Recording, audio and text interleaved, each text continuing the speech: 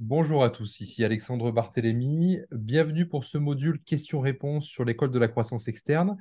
J'ai la chance d'avoir Enguerrand aujourd'hui pour tout un tas de questions, apparemment. Donc, Enguerrand, je suis à ton écoute et je suis prêt à répondre à tes questions.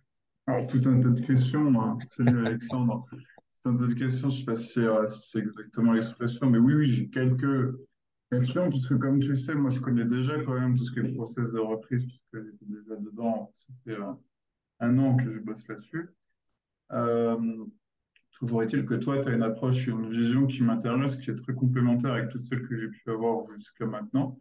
Et en fait, aujourd'hui, moi, si tu veux, sur le deal précédent, du coup, si tu te souviens bien, j'étais tout seul sur le projet de rachat et du coup, j'étais allé voir des BA, des banques, plein de monde. Donc, à la fin, si le deal allait se faire, j'aurais certainement pas été tout seul. Toujours est-il que là, moi, j'ai revu ma stratégie globale. Je suis dans des belles opérations de prise de part dans des sociétés qui ont mon expertise, mais en parallèle, évidemment, je veux toujours avoir cette création d'écosystème avec des sociétés qui fonctionnent entre elles dans lesquels créer des synergies. Et du coup, je veux plus du tout me lancer sur un projet où je pars tout seul. Je veux vraiment faire de l'association avec du monde. Donc là, c'est assez intéressant puisque je vais te parler d'une société que j'ai trouvée qui est dans ma région à moi. Moi, je suis à Toulouse, du coup, à côté de Toulouse. Euh, et en fait, elle fait 3 millions de CA pour un résultat net de 400 000 euros la dernière année, quasiment 500 000. Et du coup, le cédant, il en veut 2,5 à peu près, c'est un peu haut, c'est même clairement haut, mais bon, avant de commencer à parler vraiment investissement, tout ça, enfin, je veux dire, prix, il veut surtout s'assurer d'être en bonne relation, en bon terme avec le bon repreneur. C'est pourquoi je pense être un bon candidat. Sauf que lui, il a une approche, il a créé sa boîte il y a 18 ans, il a une approche justement de bah, il faut être là, il faut être à la gestion de la boîte quand on reprend une boîte, parce que c'est ce qu'il a fait, et c'est comme ça, ses croyances, elles sont basées là-dessus. Sauf que moi, aujourd'hui, du coup, sur ce dossier-là, je suis allé le voir tout seul, mais aujourd'hui, je vais en parler avec d'autres personnes pour potentiellement m'associer avec eux pour avoir une complémentarité au bord de présidence, on va dire. Et en même temps, j'ai commencé déjà à publier des annonces sur Internet pour chercher un CEO. Donc, j'ai plein de monde qui a répondu. Donc ça, c'est bien, j'ai des bons profils. Mais par contre, du coup, évidemment, il faudra convaincre ce cédant-là, en quelque sorte, que la stratégie, c'est pas que je prenne le truc et que je vienne dans le cambouis tous les jours. Et du coup, par rapport à ça, quelle serait un petit peu l'approche que je dois avoir avec ce cédant pour lui faire comprendre une vision tout autre de celle pour laquelle lui, il avait l'habitude jusqu'à aujourd'hui? Ok. Est-ce que tu lui as déjà parlé au téléphone, au cédant, le Je cédant? l'ai eu plusieurs fois au téléphone. J'ai été le voir physiquement. Il m'a présenté la totalité de son entreprise, de son usine et tout ça.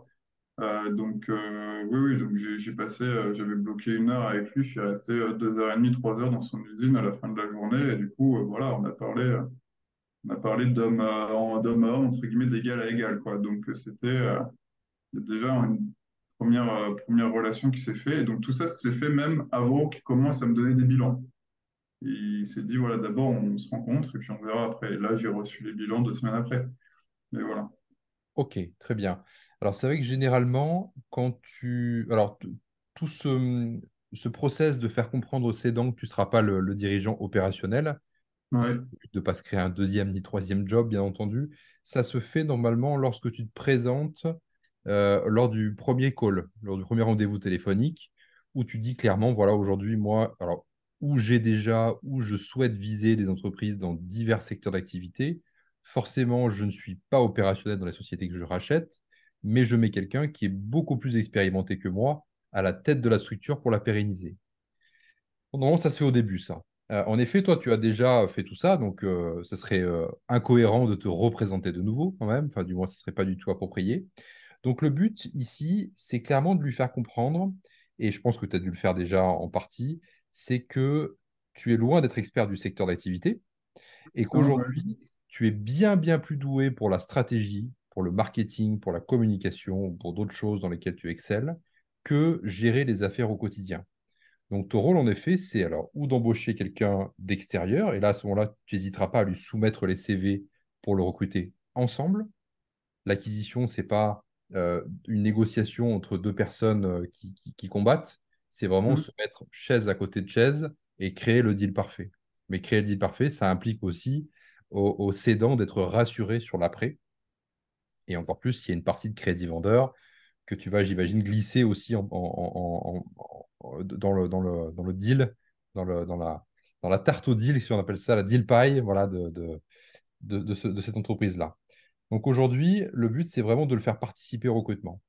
Est-ce que tu lui as posé la question, savoir s'il y avait un manager dans la société qui serait capable de monter? Ouais, un peu. Lui, il a, bah, pareil, il a sa vision à lui qui est parfois très différente de la mienne. Et lui, c'est toujours dit, moi, je veux des gens qui excellent dans chaque partie de l'entreprise, mais je veux personne qui maîtrise toutes les parties de l'entreprise.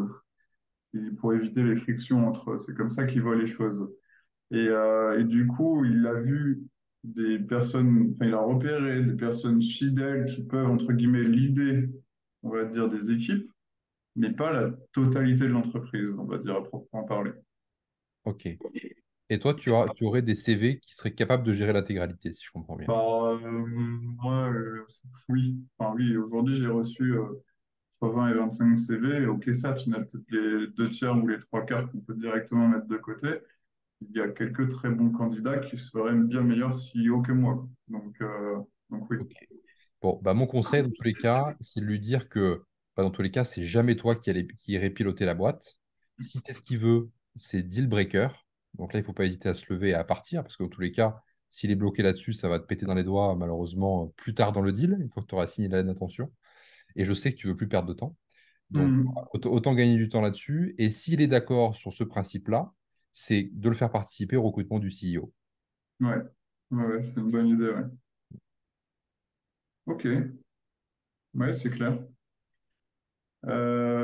Sur ce qui, du coup, bah là, forcément, c'est une transmission de vision que je dois lui mettre et du coup, échanger avec lui là-dessus sur cette partie opérationnelle.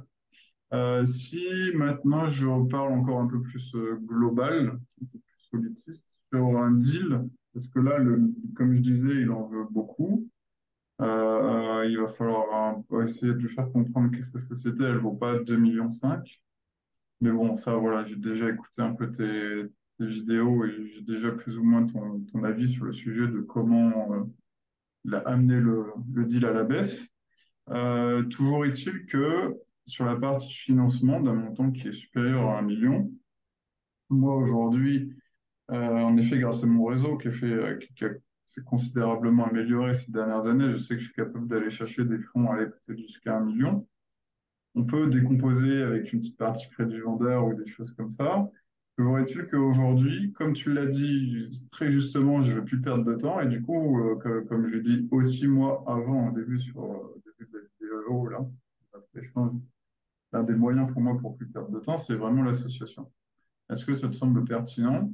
Parce que là, j'ai plusieurs personnes enfin, qui sont intéressées à bosser avec moi, qui sont plus avancés que moi en termes d'âge et du coup de surcroît d'expérience générale professionnelle, que tout simplement je m'associe avec des gens sur des opérations comme ça, sur ces montants-là, pour débloquer pas mal de situations et éviter de perdre du temps. Alors oui, c'est complètement conseillé, surtout sur une première acquisition. Si on se sent rassuré là-dessus, il vaut mieux faire une acquisition à deux ou trois ou quatre plutôt que de rien Mm. faire du tout. Ça, c'est clair. Il faut juste bien se mettre d'accord sur le pacte d'associés à la base. Parce que forcément, les litiges, au début, il n'y en a pas, hein. C'est comme un mariage, tout est beau, tout est rose. Et au fur et à mesure du temps, bah, forcément, il y en a qui disent bah, on va réinvestir tous les dividendes, hein. Puisque tu me disais, par exemple, il y a 400 000 euros, ça a presque 500 000 euros de dividendes. Donc là, c'est quand même des gros sous. Certains vont vouloir réinvestir pour faire croître l'entreprise, d'autres les prendre. Pour ceux qui veulent le prendre, ça va entacher la trésorerie, forcément, il faut liquider ces dividendes. Il faut faire des flux financiers pour les dividendes. Enfin, tout ça, ça va créer des gros soucis. Donc, dans le pacte d'associés, il faut, alors selon moi, si tu souhaites prendre des dividendes, mettre une clause comme quoi la distribution des dividendes est obligatoire ou pour 80% du résultat ou pour 100% du résultat. Ça, c'est important à le mettre dans le pacte d'associés. Pourquoi 80 ou 100? Alors 80, ça laisse 20% où tu peux réinvestir pour la croissance. Pas Donc beaucoup. 80 000 € sur 400 000 par exemple. Et 100% si tu souhaites vraiment avoir une stratégie de cash flow finalement, vraiment comme dans l'immobilier par exemple.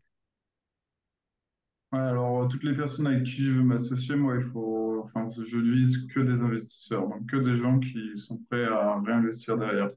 Mais soit c'est sur une holding commun, soit parfois c'est en effet remonter de dividendes quand même chacun de son côté sur sa propre holding personnelle pour ensuite réallouer ailleurs et peut-être s'associer encore avec d'autres personnes.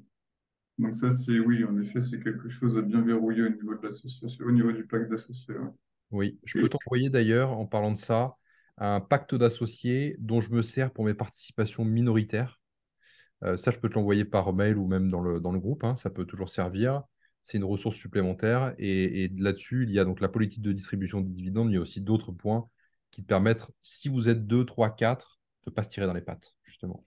Ouais, ok, bah, ce serait avec plaisir. Ouais, je te l'enverrai. Ok.